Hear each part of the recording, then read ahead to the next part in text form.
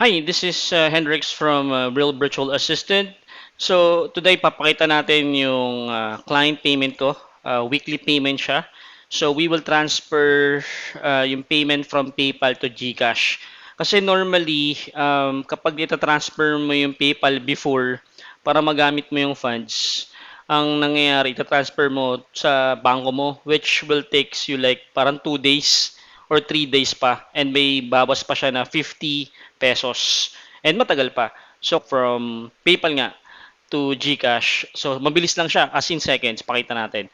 So yung makita nyo ngayon, this is my cellphone. Huwag nyo na lang pansinin yung Plant vs. Zombies. Pakita ko muna sa inyo yung PayPal.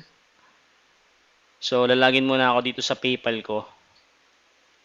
So, yun. So normally yung mga clients, they are using PayPal kasi yung bangko nila, ita-transfer nila from their banks to PayPal, then PayPal to another PayPal, and tayo naman sa bangko. Pero that's before. Pero ngayon, using GCash, so mabilis na yung transfer niya. And ang maganda ron, wala siyang fee. So this is my weekly payment coming from my client. Okay?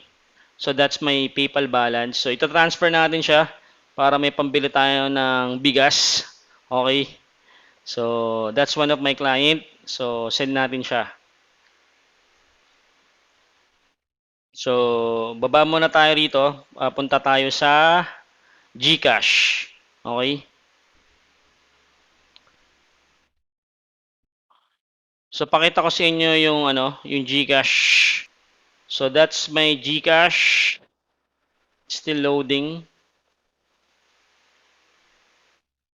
Yan. So maglalagin tayo ngayon.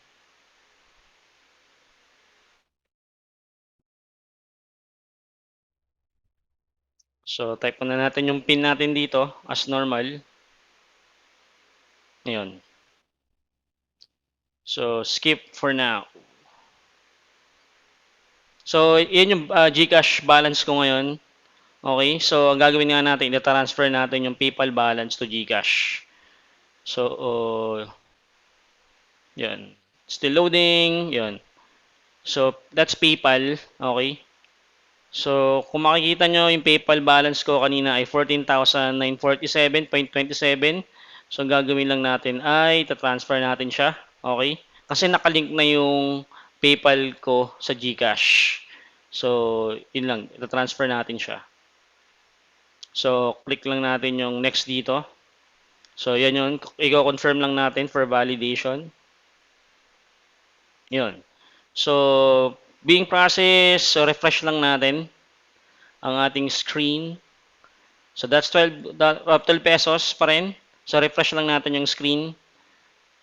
And, yan. So, makikita nyo na nire-refresh natin doon. So, nakita na nyo na yung makikita natin yung balance natin. So, pwede natin magamit yung GCash.